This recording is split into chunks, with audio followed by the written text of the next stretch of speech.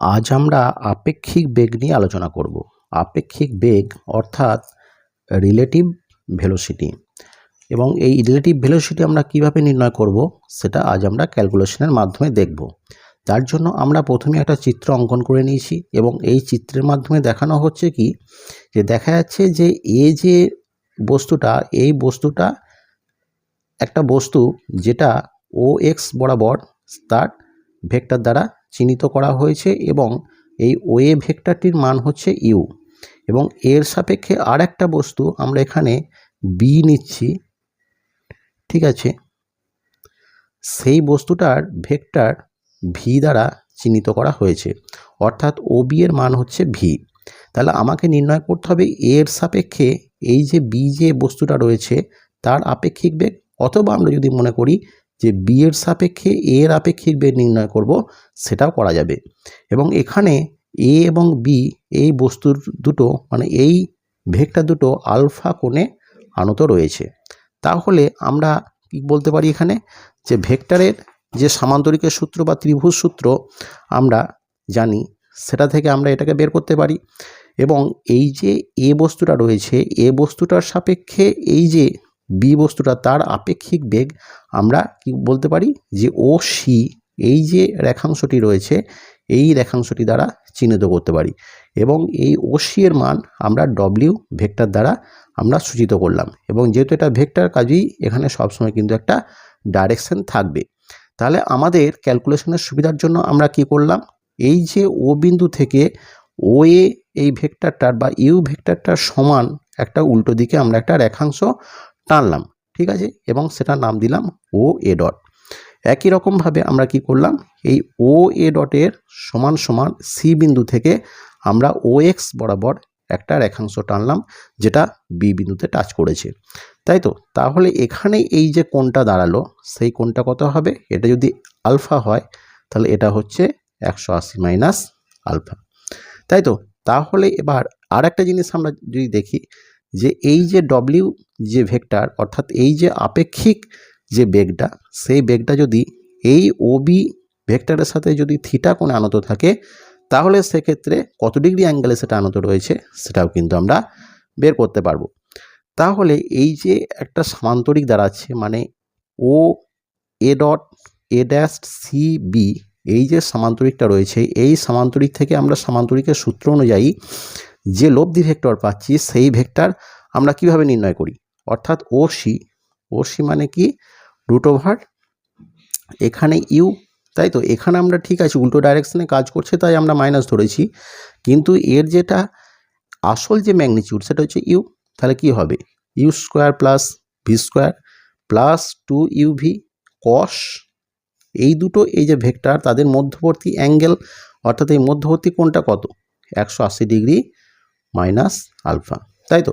কারণ আমরা কি জানি, এই যে সামান্তরিকের যে সূত্রটা আমি যদি একটু দেখাই এখানে ছোট করে, এটা যদি এ ভেক্টর হয়, এটা যদি বি ভেক্টর হয়, এবং এই ভেক্টর দুটো যদি থিটা কোণে আনত থাকে, তাহলে আমরা কি বলতে পারি, এই যে লব্ধি ভেক্টর যেটা দেখা যাচ্ছে, হয়তো এটা আমরা সি নাম দিলাম, তাহলে সি সমান আমরা কি পাই, root over A square plus B square plus 2ab cos alpha, তাই তো। এখানে যদি আলফা কোণ করে থাকে, এটা আমি দেখালাম তোমাদের সুবিধার্থে। সেরকমভাবে আমরা এখানে যেহেতু ইউ এবং ভি এই যে দুটো ভেক্টর এবং তাদের মধ্যবর্তী কোণ 180 ডিগ্রি মাইনাস আলফা, কারণ এইটা হচ্ছে আলফা এবং এটা হচ্ছে একটা স্ট্রেট লাইন, কাজে এটা 180 ডিগ্রি মাইনাস আলফা, কাজে এই যে আপেক্ষিক বেগ, অর্থাৎ এই যে ভেক্টরটা রয়েছে, এই ভেক্টরটার মান কত, ও সি সমান হচ্ছে root over u square plus v square plus 2uv cos 180 degree minus alpha, অর্থাৎ রুট ওভার কি বলতে পারি, u square plus v square plus 2uv cos 180 degree minus alpha মানে কি, মাইনাস কস আলফা, তাই তো। কারণ আমরা কি জানি, কস 180 ডিগ্রি মাইনাস থিটা সমান মাইনাস কস থিটা, তাই তো। এটা তোমাদের সুবিধার্থে আমি এখানে লিখলাম। তাহলে এটা আমরা পেয়ে গেলাম। এবারে দেখো, তাহলে ও সি এই যে আপেক্ষিক বেগ, সেটা কিন্তু আমরা এইটার মাধ্যমে আমরা জেনে গেলাম। এবার এই যে লব্ধি ভেক্টর বা ও সি যে আপেক্ষিক বেগ, সেটা ও বির সাথে যদি থিটা কোণে আনত থাকে, তাহলে ট্যান থিটা সমান আমরা কি বলতে পারি, ট্যান থিটা সমান, দেখো এখানে এই যে আগে যেটা দেখালাম, এটা যদি এই যে ভেক্টরটা এটা যদি থিটা কোণে আনত থাকে এই লব্ধি ভেক্টরটার সঙ্গে, তখন ট্যান থিটা সমান কী হয়? ট্যান থিটা সমান কী হবে? উল্টোটা হবে, অর্থাৎ এই যে বাহুটার সঙ্গে রয়েছে তার অপোজিটটা হবে, অর্থাৎ বি সাইন আলফা বাই কী হয়? এ প্লাস বি কস আলফা। তাই তো? এটা তোমাদের সুবিধার্থে এখানে নিলাম। তাহলে একই রকমভাবে আমরা যখন এইটা দেখব, মানে কি এই যে থিটা রয়েছে, ট্যান থিটার সমান মানে কি? এইটার সঙ্গে এই অ্যাঙ্গেলটা করে তাহলে অপোজিটটা দিয়ে শুরু হবে, মানে কি হবে? ইউ সাইন আলফা, আলফা মানে কত এখানে? 180 ডিগ্রি মাইনাস আলফা হবে, তাই তো?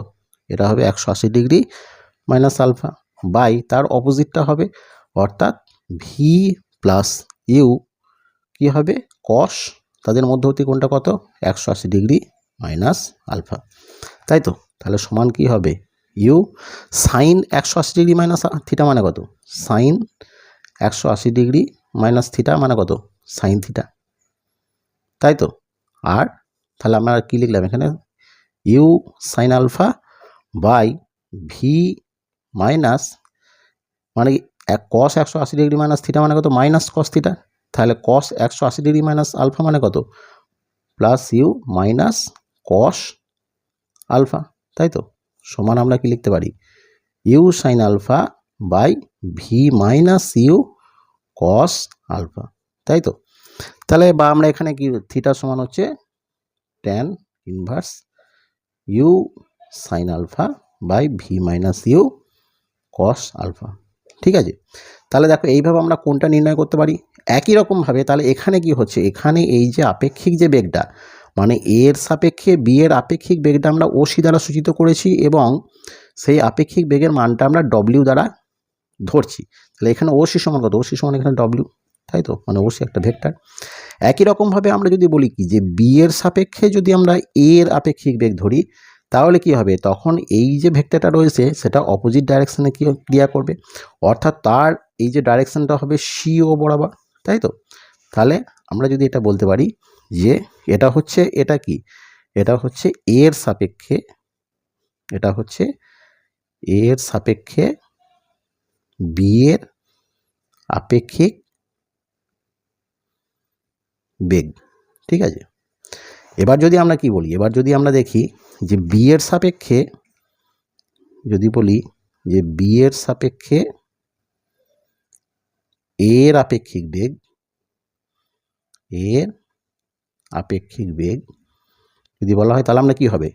তাহলে বি এর সাপেক্ষে যখন আমরা এর আপেক্ষিক বেগ নির্ণয় করব, তাহলে তখন এই যে ডব্লিউ, এই যে ওসিটা অপোজিট ডাইরেকশন হবে, তাহলে সিও বরাবর হবে, তাহলে কি হবে? এটা তখন সিও ডাইরেকশন হবে, ঠিক আছে? তাহলে এইভাবে আমরা এটাও কিন্তু উল্টোটা আমরা এইভাবে নির্ণয় করতে পারি।